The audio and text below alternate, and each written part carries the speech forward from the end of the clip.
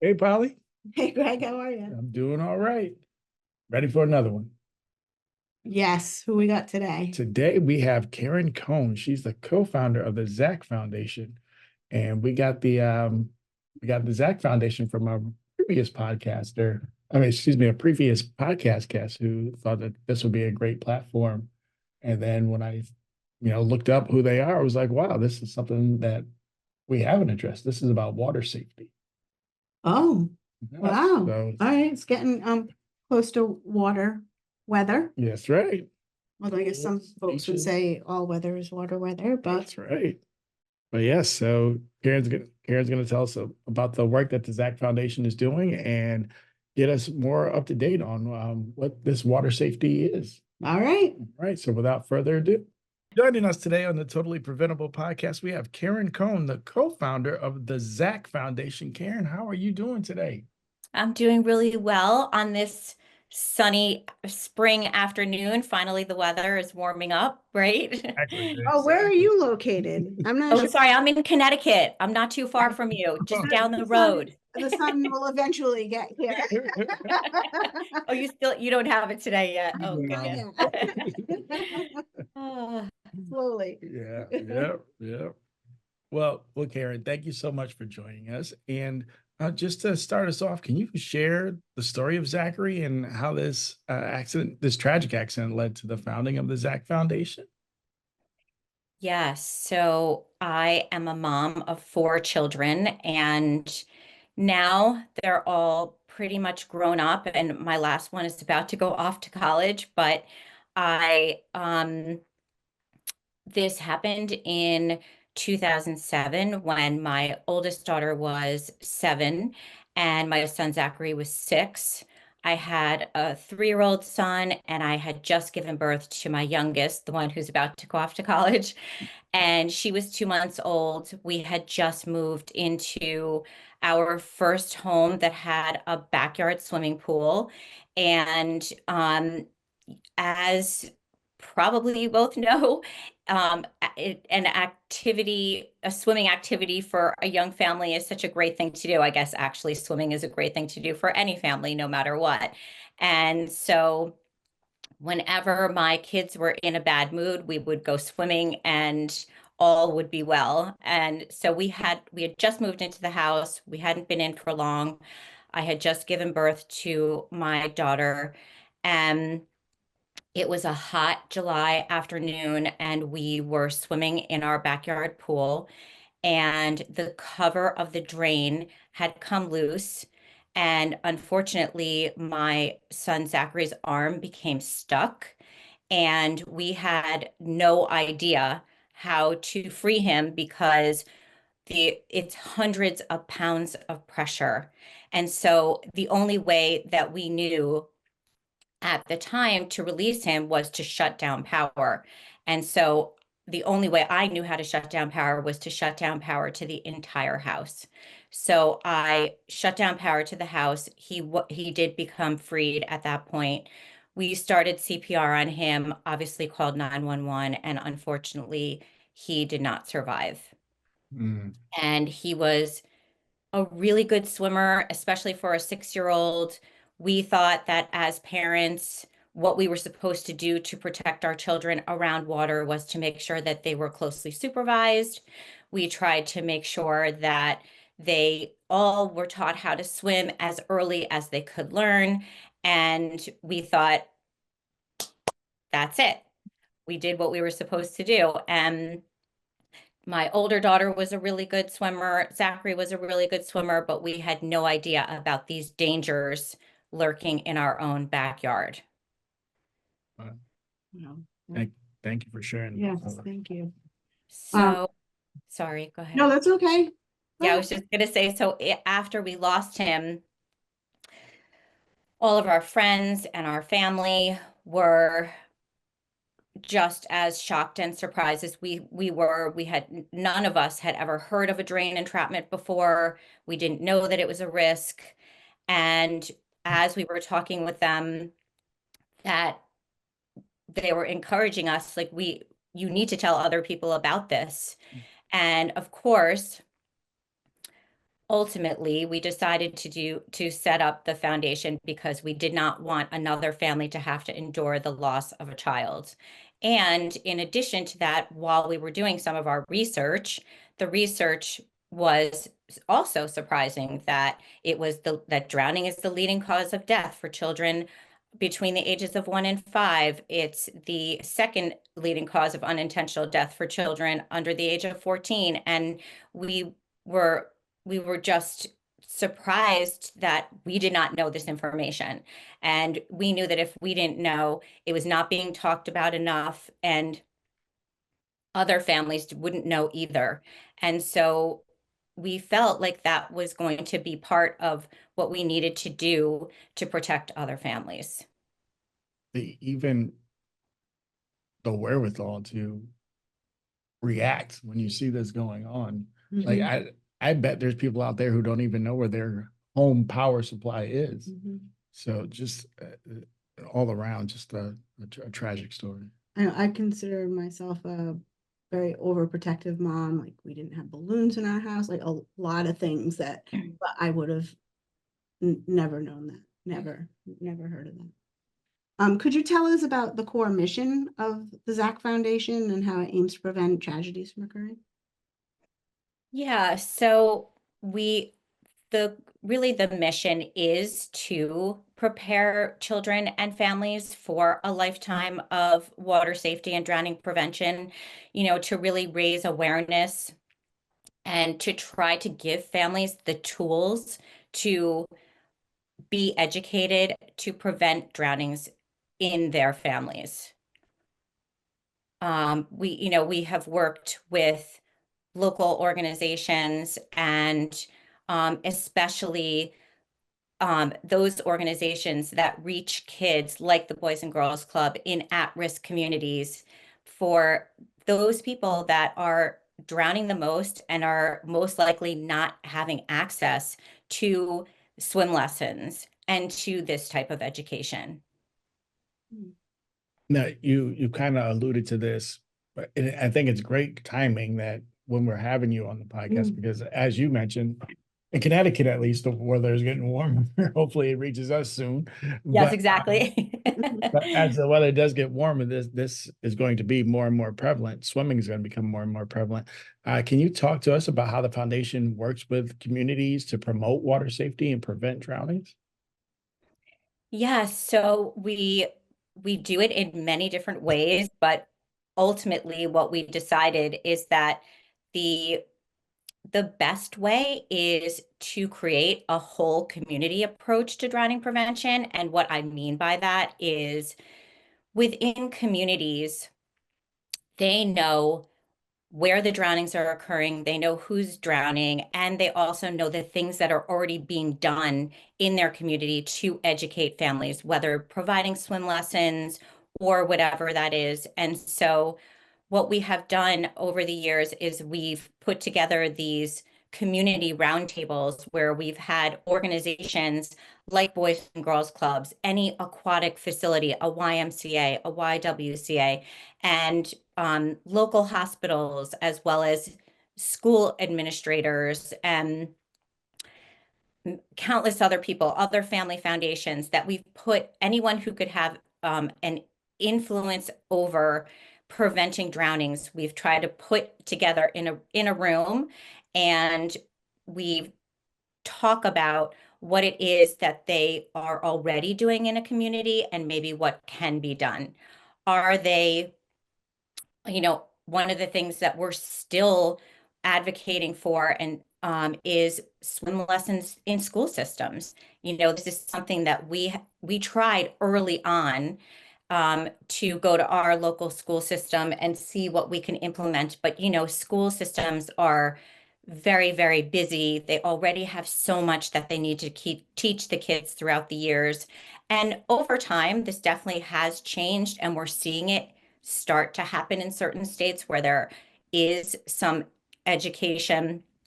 Even in New York, they are pulling kids out of school, and here in Connecticut also, they're pulling kids out of school in second grade. They're driving them to a local pool, whether it is a Boys and Girls Club or a YMCA, and they're giving them a swim lesson for a 6-week period around, which really gives them time to become water competent. And so we have really, worked with communities to sort of figure out the best way to educate their community to prevent drownings and raise awareness through these types of either roundtables or programming, and trying to make sure we believe that every child should and needs to learn how to swim. Now, I like the phrase water competent because I can't swim. I can barely swim, but all three of my kids are like fish. They can really swim. I made sure, that happened. But instead of telling them that I can't swim, saying I'm not water competent, I feel I feel a little feels better. Right. Exactly. Exactly. It's not water And competent. and also that's really great that you made sure that your kids learned how to swim, because there is actually this intergenerational fear of the water that gets passed down between families.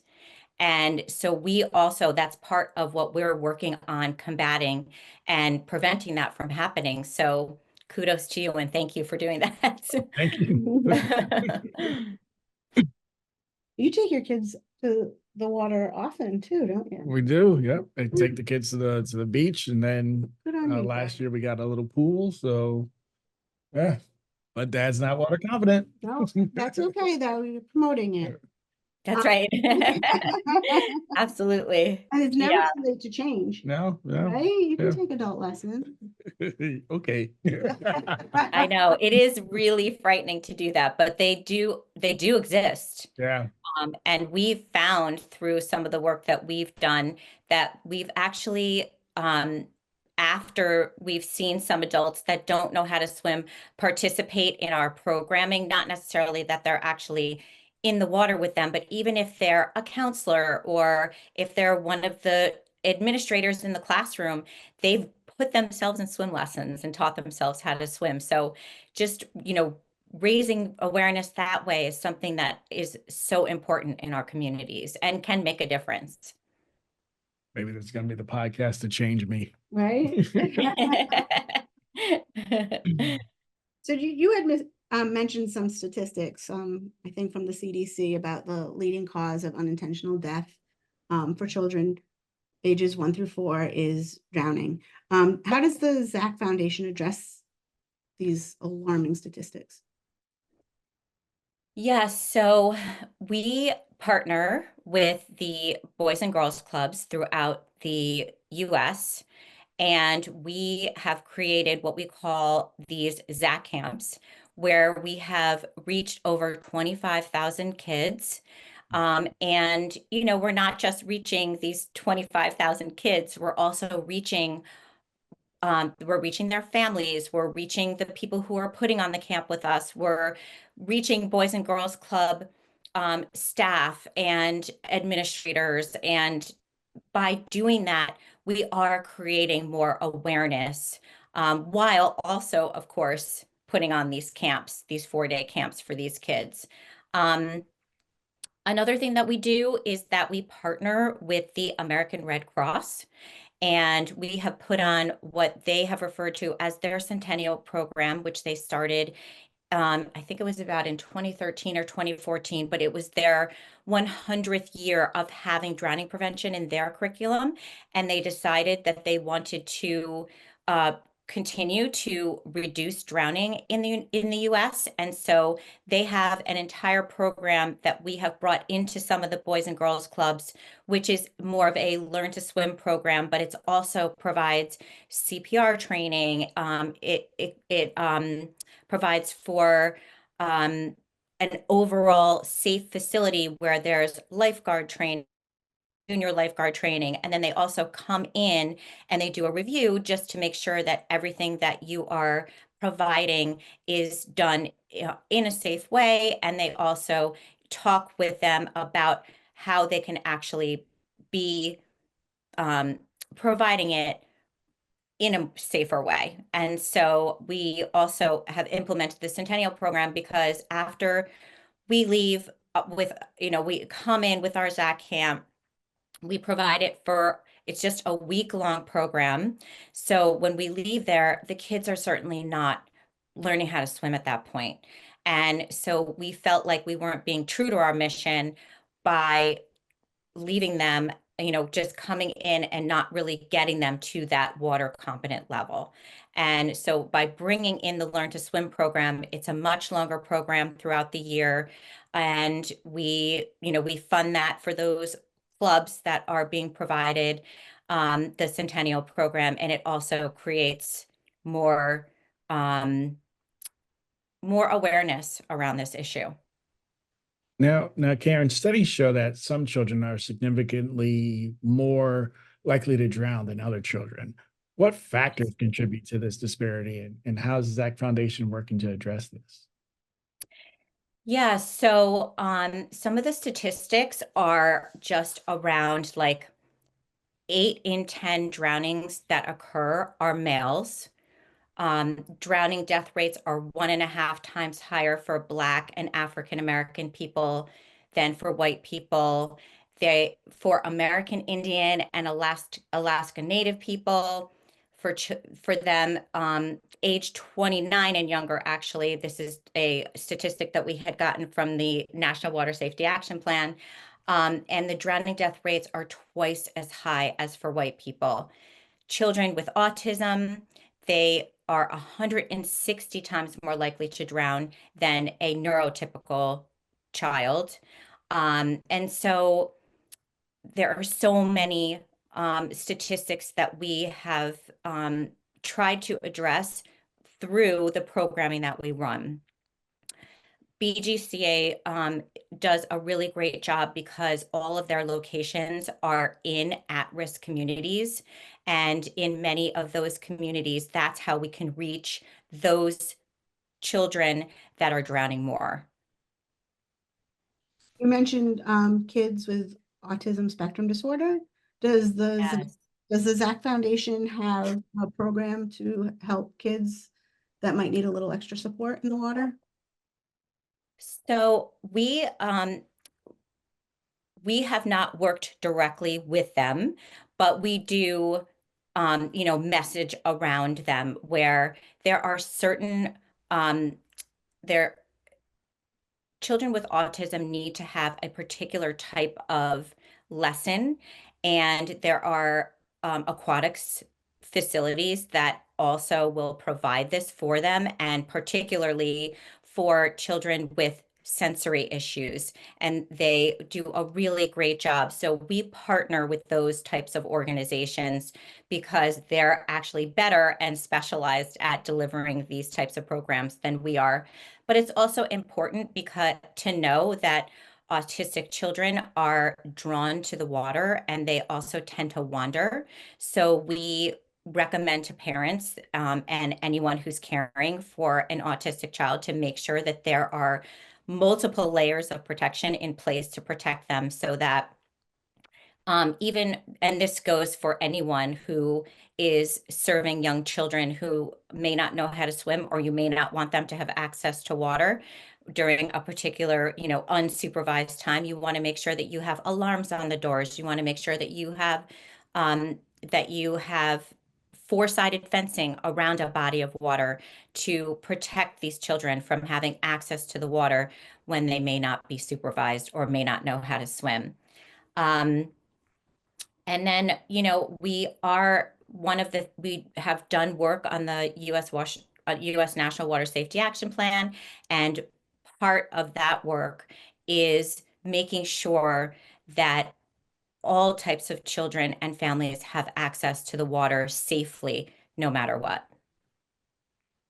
Now, our viewers and listeners may be wondering about the ZAC camps that you mentioned earlier. Can you tell us Mhm. the structure of those camps and how they contribute to water safety education? Yes, so my foundation, as well as the camps, are named after my son Zachary, and his full name is Zachary Archer Cohn. And so we this was really the first program that we did when we first started the foundation. And we were fortunate enough to go to our local Boys and Girls Club and ask them to pilot this for us because our entire community, of course, knew about the tragedy, as any community is affected when a tragedy of a child happens. And so they were willing to allow us to come in and just pilot this program. And what it includes is an in the water swim instruction. It also includes a classroom instruction. Behind me, I don't know if you can see, we have a book, The Polar Bear Who Wouldn't Swim, and in there is our curriculum. It teaches the A, B, C's, and D's of water safety in the book, but we've also recently added E. E is for there is water everywhere, so we all need to be safe around the water. But so we use that curriculum, the ABCs and Ds of water safety. And we also partner with first responders. The first responders are such an important part of this programming as well, because they will come in and they provide a touch a truck experience for the kids because they're aged 5 to 9 years old, and they get to climb on the trucks and they get their own safety lesson in addition to talking with the kids about being safe. And it also gives the kids the opportunity to establish a um and a relationship with first responders in a non-emergency situation, so that if they are ever in an emergency situation, they'll know how to dial 911 and they won't be afraid of first responders. They'll won't be afraid to contact them and to interact with them should there be an emergency. Great. I love how Zach is not only nicknamed for Zachary, but also Zachary's initials. Yeah. Yes, Yeah. I know. It took me a minute. Like you said it, and it took me a minute. I was like, interesting. That's fun. I like that.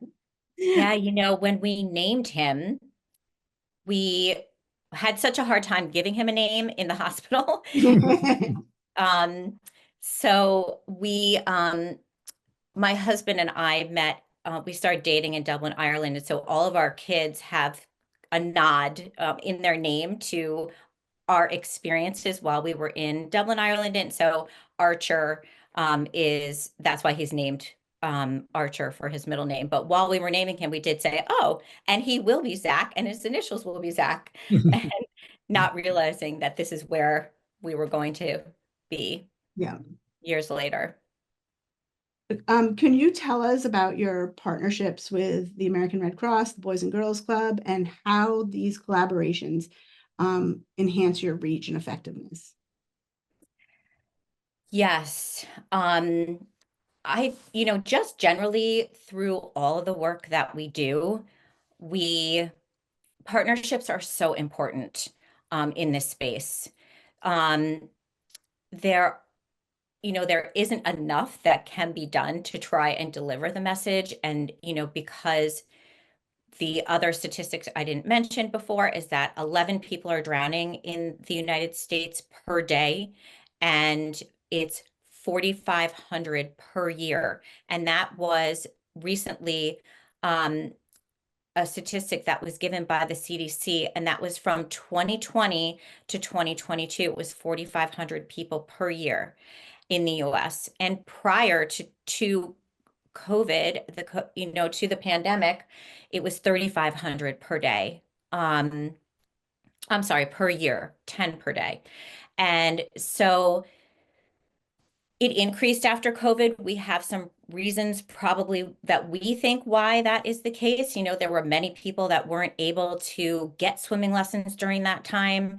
And so we feel like those lost lessons, contributed to that. There were many more people that went out and bought backyard pools during the pandemic, and they might be unprepared to protect their children around the water, being just newly owning a pool and just not being aware of the risks around it. It could be, many of those reasons, but we do know that more people per year are drowning in the US. So these partnerships help us to reach more people, we share statistics, we share information, we share curriculums, and it's important for us to get these messages out, and to effectively address, and there's also strength in numbers, right? Drowning is 100%, or as you all like to say, totally preventable. And we want families to be prepared so that they can prevent their families from drowning. Now, when we speak of the United States National Water Safety Action Plan, how does the Zach Foundation, what is their role, and what is their initiative in the aim to reduce drowning incidents? Yes, so there were many water safety experts that came together to work on the U.S. National Water Safety Action Plan. The executive director, Megan Ferraro of the Zach Foundation, had the opportunity to be on the steering committee for that. And so we were very intimately involved. And now she's actually chairing the steering committee as well, as we implement the U.S. National Water Safety Action Plan, which was released in 2023. And so I served on this blue ribbon panel. So we both had exposure to the work that they were doing, which is, so important to the development of the National Water Safety Action Plan, as it serves as really like a roadmap to, um, to more collective action, to reduce drownings in the US. And we're also taking some of the recommendations as well as some of this work and using it for state coalitions that we're working on as well. And we're encouraging states to write their own water safety action plans. And some states have already done that, which is great. We've worked with the state of California very closely since 2022, in implementing their state coalition. They're actually one of the leaders in that space, and they've shared their water safety action plan with other states as well to write theirs. Hawaii just released theirs, and the state of New York is working on one. The state of New Jersey is also working on one. So it's starting to catch on, and we're also working with the state of Florida, the state of Texas, and especially in those states where the drowning rates are so much higher. We better get on the ball. I was gonna say, the ocean state's not on there? Yeah, we better. So Rhode Island, we got to get them going next. Right, right. There may already be some work going on there. I just have not, I haven't looked into it, so I don't know, but I did get some information on drownings. I think there were about 7 drownings last year, in the state of Rhode Island. I'm sorry, there were at least 9 drownings last year. And so it's important to have this conversation no matter where you live. Right, right. So, how does your foundation engage with policy makers to strengthen pool safety legislation? And I guess a little follow-up would be, has there been changes in the way pools are constructed, or are there more safety mechanisms over drains and different parts of the pool now? Mm-hmm. Yes. So shortly after Zachary passed away, the first and only federal law around drowning prevention and water safety was passed. And that is the Virginia Graham Baker Pool and Spa Safety Act. And this act had already been written before Zachary passed away, but Zachary and another young girl, Abigail Taylor, had been, she was from the state of Minnesota, and just a month before Zachary passed away, she had been eviscerated in a country club pool. So she also had a drain incident that ultimately led to her passing away as well. But through the work from the state of Minnesota, the fact that Virginia Grant Baker Pool and Spa Safety Act had already been written, and Zachary passing away, then Chris Dodd, the senator from Connecticut at the time, got on board with it, and it finally got passed. And it was passed for the construction of pools and for the construction of mostly public pools, because private pools have to be legislated by each individual state. But it provided a like requirements for the way pools need to be constructed to prevent drain entrapments, including anti-entrapment drain covers, which are still being used. There really aren't the old pool drain covers even existing in the market anymore ever since this was passed. But with the passage of that legislation, which was written by and promoted by Debbie Wasserman Schultz from the state of Florida, that has always been something that has been such a passion for her because of the number of drownings that occur in her state, that she got involved with this and is still involved today. But as a result of that passage, there came some appropriated funds which have been given to the Consumer Product Safety Commission to support the Virginia Grant Baker Pool and Spa Safety Act, which has now, fast forward 15 years later, that it has actually provided the first conversation for drowning prevention on a national level in the United States. And that's incredible because that has really helped our work progress as well. And so there's that, but then also many states have adopted the same types of laws that the national law is. And when they do that, they also they can actually apply for a grant for funding from the federal government to help support them in any drowning prevention work that they're doing in their particular state or local municipality as well. So this is something that is really important to the Zach Foundation. It's something that we spend a lot of time working on in trying to make an impact in drowning prevention and the work that we do. Is it easy for the Zach Foundation to adapt their procedures or their strategies to adapt to the different needs of different states? Yes, absolutely. So, as I mentioned, there are very specific layers of protection that you can have no matter where you are.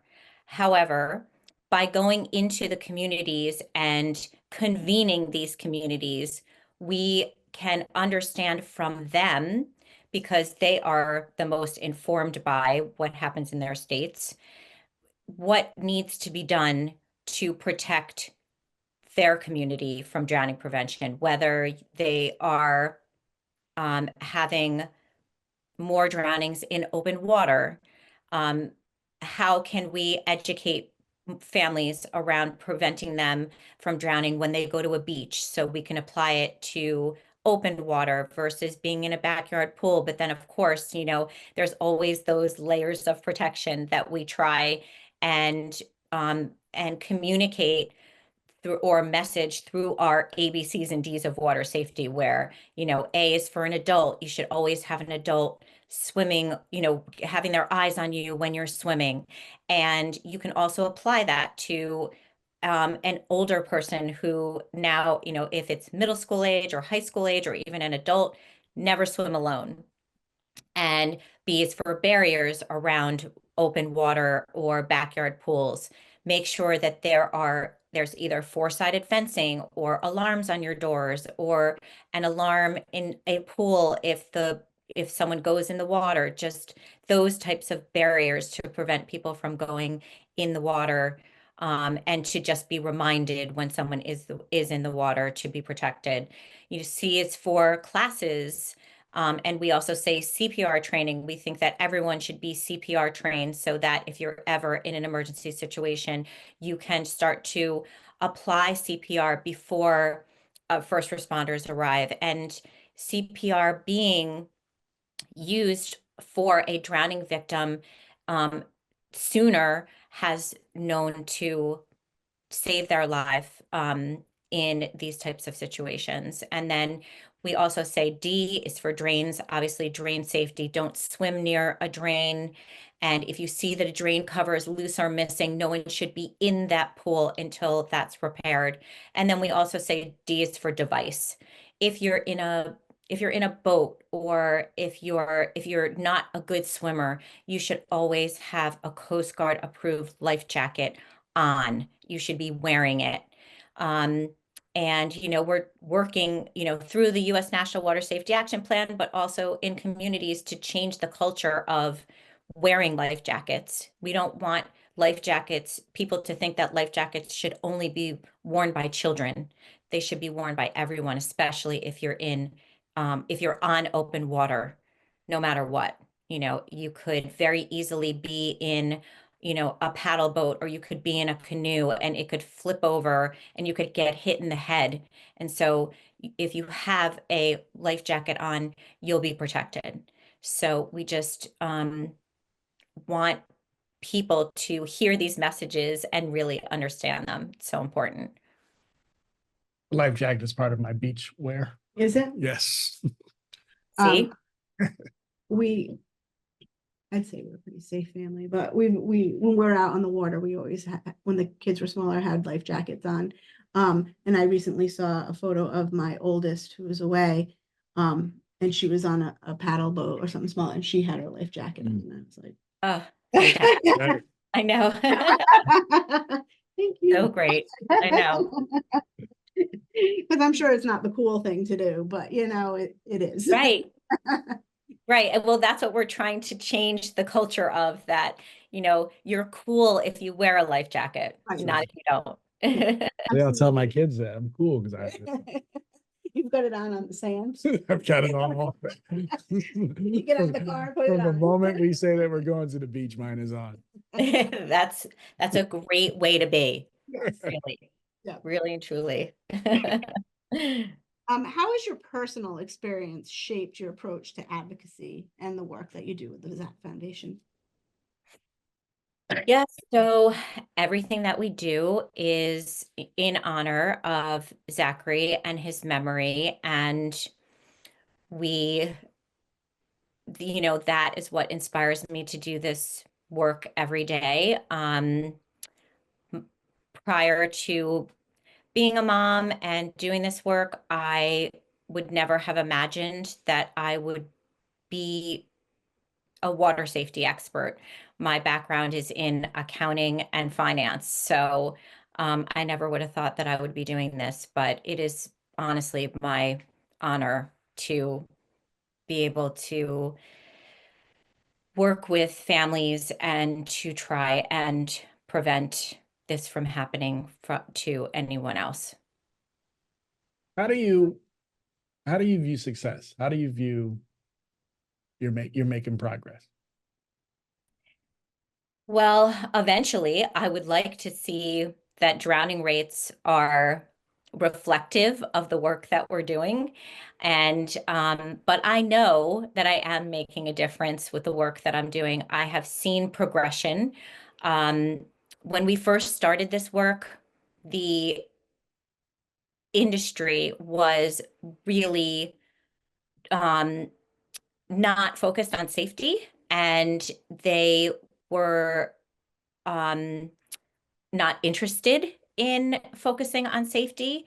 But we have progressed to the point where now they are some of our best partners in safety.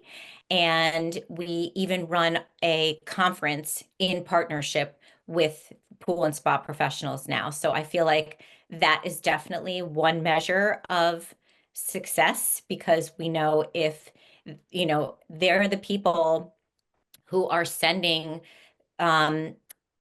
people into people's backyards. And so we're hoping that when they're opening up their pools, they're talking up to families about how they could be safe this coming summer, making sure that the drain covers are, so anti-entrapment drain covers actually have an expiration date on them. So we're hoping that they're telling their clients or their customers that these drain covers need to be replaced. And so that, I feel, is one big success for us. I also feel like the collaboration and the partnerships, these long-term partnerships and collaborations, are a measure of our success as well, because more and more people are having these conversations. And if more and more people are having these conversations, we know that communities are going to have a higher awareness around drowning prevention and how to be safe around water.